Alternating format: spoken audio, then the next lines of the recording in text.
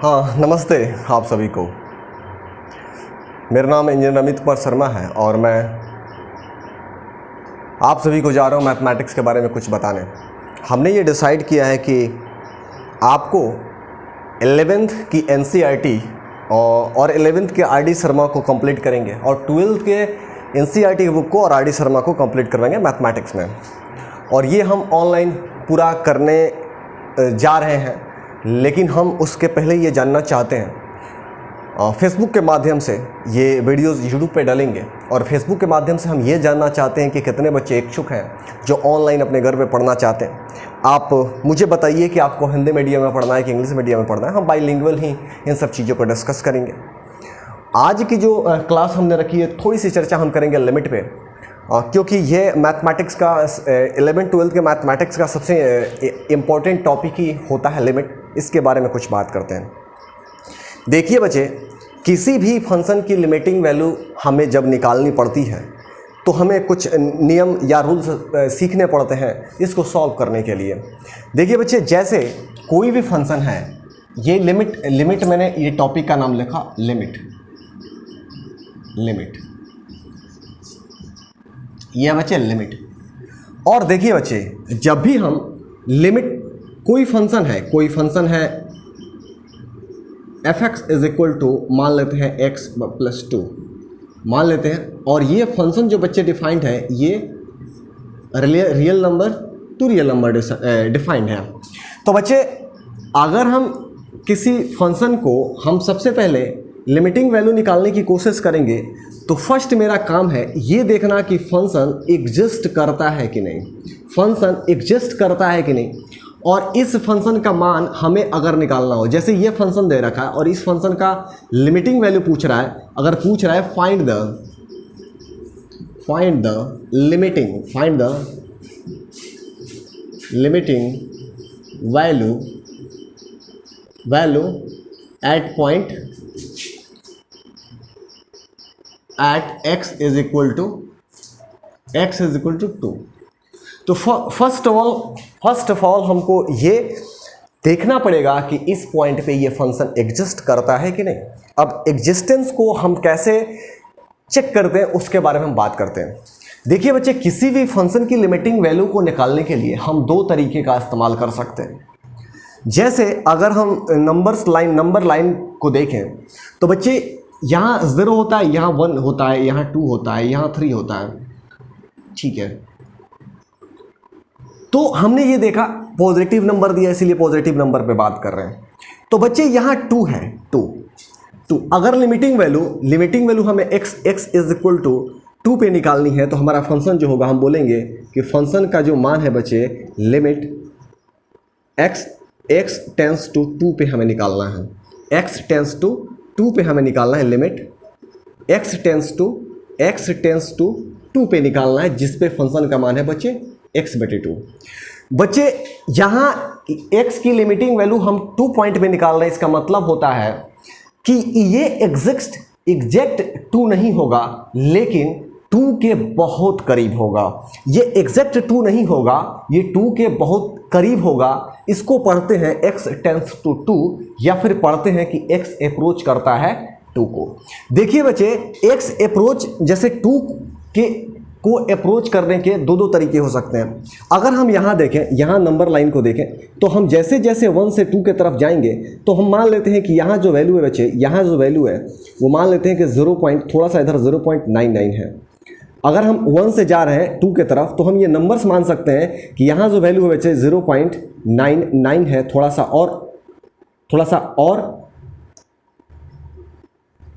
जैसे 1 के बाद हम मानते हैं थोड़ा सा आगे जाते हैं तो क्या होता है बच्चे, 1.01 मान सकते हैं, फिर थोड़ा सा और आगे जाएंगे तो 1.02 होगा। इसी भी तरह से थोड़ा और पास जाएंगे तो 0.88 होगा, या फिर बहुत सारा करीब जाएंगे तो 9 होगा, या फिर इससे भी करीब जाएंगे तो 1.99999। तो बच्चे, इसको कहते हैं कि हम 2 को लेफ्ट साइड से अप्रोच करते हैं। ये 2 की लिमिटिंग वैल्यू है, पर किस तरफ की है बच्चे, लेफ्ट साइड की है। किसकी है बच्चे?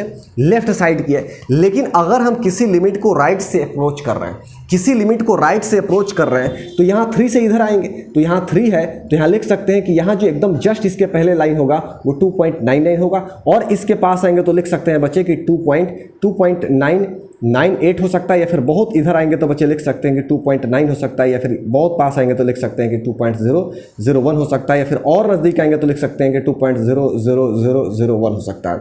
तो ये बच्चे किसी भी, जैसे अगर हमें एग्जैक्ट 2 नहीं चाहिए लेकिन 2 के बहुत करीब चाहिए, तो करीब जाने के दो रास्ते हैं। नंबर को या तो हम लेफ्ट से अप्रोच करें या फिर नंबर को हम राइट से अप्रोच करें। और कोई भी लिमिट, अगर लिमिटिंग वैल्यू हम किसी फंक्शन का निकालते हैं बच्चे, तो कोई भी फंक्शन एग्जिस्ट जब ही करता है जब उसकी लेफ्ट साइड की लिमिटिंग वैल्यू इक्वल होनी चाहिए राइट साइड की लिमिटिंग वैल्यू की।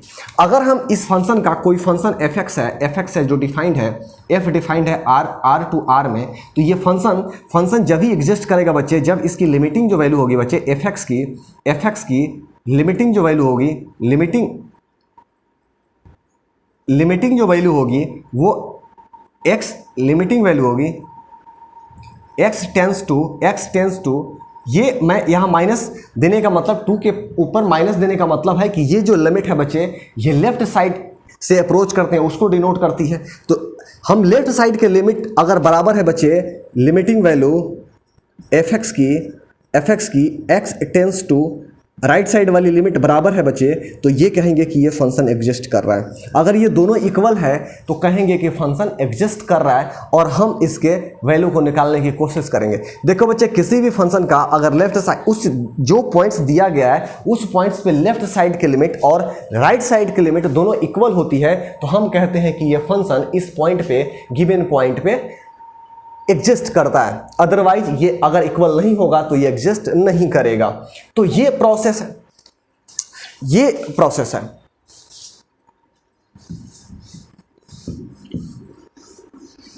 अब बच्चे लिमिटिंग वैल्यू निकालने के लिए अगर ये सिंपल दे रखा है, जैसे ये सिंपल फंक्शंस दे रखा है जिसमें हम डायरेक्ट एक्स की वैल्यू को सब्स्टिट्यूट कर सकते हैं, इसमें डाल सकते हैं और वैल्यू हमें निकल के मिल जाता है इसकी लिमिटिंग वैल्यू। लेकिन कहीं किसी में अगर ये कंडीशन आता है, 0/0 का कंडीशन आता है या फिर 1/0 का कंडीशन आता है, तो इसको हमें सॉल्व करना पड़ता है, इस कंडीशंस को हटाने पड़ते हैं और उसके बाद हम लिमिटिंग वैल्यू को सॉल्व करते हैं, लिमिटिंग वैल्यू को निकालते हैं।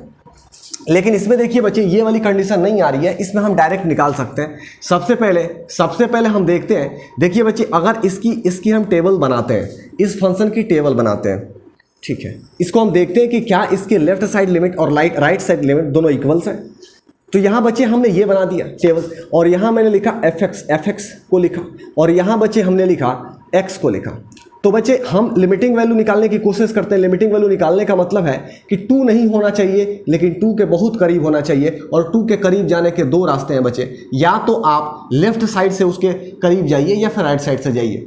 तो बच्चे हम जा रहे हैं, जैसे इसके वैल्यूज़ को हम देख रहे हैं कि कितना आ रहा है। तो सबसे पहले मैं बात करता हूँ 2 पर मुझे निकालना है। तो सबसे पहले मैं देखता हूँ कि ये 1.008 पे इसकी वैल्यू एफ एक्स की कितनी आ रही है। तो हम देख सकते हैं कि जो 8 पे वैल्यू आएगा बच्चे वो क्या आएगा,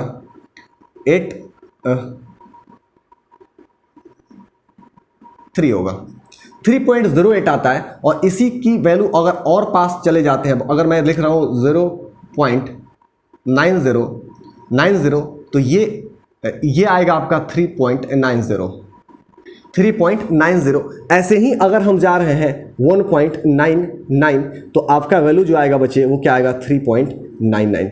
मतलब ये कि जैसे जैसे ये x 2 को अप्रोच करता है बच्चे, ये एफ एक्स है वो 4 को अप्रोच करता है। अब हम बात करते हैं राइट साइड वाली लिमिट की। अगर उसकी वैल्यूज़ को हम लेते हैं बच्चे, उसके वैल्यू को हम लेते हैं तो यहाँ पाते हैं, देखिए जैसे लेफ्ट साइड से हम करीब जाते हैं तो लेफ्ट साइड से जाने के क्या तरीके हैं बच्चे, 2 के पास जाने के। यहाँ नंबर्स लाइन पे अगर हम यहाँ 1 लिखते हैं, यहाँ 2 लिखते हैं, तो इधर 3 से इधर आना होता है। तो 3 के पहले अगर आते हैं, चलो हमने लिखा 2.99। हमें 3 नहीं लेना है लेकिन 3 के करीब की वैल्यूज ले सकते हैं। तो यहाँ अगर हम लिख रहे हैं 2.99 बच्चे, तो इसका जो वैल्यू आ रहा है बच्चे वो क्या आएगा, वो क्या आएगा, वो आएगा 4.99। वैसे ही अगर मैं इसकी वैल्यूज और इसके 2 के करीब आऊँ तो बच्चे यहाँ मैं देखता हूँ कि यहाँ लिख देता हूँ 2.09, तो यहाँ आपका आता है 4.09। वैसे ही और करीब जाता हूँ, यहाँ लिखता हूँ 2.008, तो यहाँ क्या आता है बच्चे 4.08। वैसे ही यहाँ अगर मैं लिखता हूँ 2.001 तो ये आता है 4.001। बच्चे हम देखते हैं कि जैसे जैसे हम 2 के करीब आते हैं ये लिमिटिंग वैल्यू 4 को अप्रोच करता है। जैसे जैसे हम 2 को अप्रोच करते हैं ये जो है fx जो है 4 को अप्रोच कर रहा है। और दोनों केसेस में हम देख रहे हैं बच्चे कि fx की जो लिमिटिंग वैल्यू है x टेंस टू 2 पे लेफ्ट साइड की लिमिट है वो इक्वल है बच्चे fx की राइट साइड की लिमिट पे x टेंस टू +2, ये दोनों इक्वल है, इसीलिए फंक्शन जो fx है बच्चे इज एग्जिस्ट, ये एग्जिस्ट करेगा। और इस पे जो वैल्यू होगा बच्चे fx की जो लिमिटिंग वैल्यू आ रही है बच्चे x टेंस टू 2 पे वो आपका वैल्यू आ रहा है 4। और ये इस तरह से इस फंक्शन के मान को हम निकाल सकते हैं। आप कमेंट कीजिए, हम इसको डिस्कस करेंगे। ये पूरी मैथ ऑनलाइन पढ़ाने जा रहे हैं हम लोग, और इसको जैसे एनसीईआरटी तो कंप्लीट करेंगे ही और आरडी शर्मा को भी कंप्लीट करेंगे, और एक एक चीज़ को इन डिटेल हम डिस्कस करेंगे।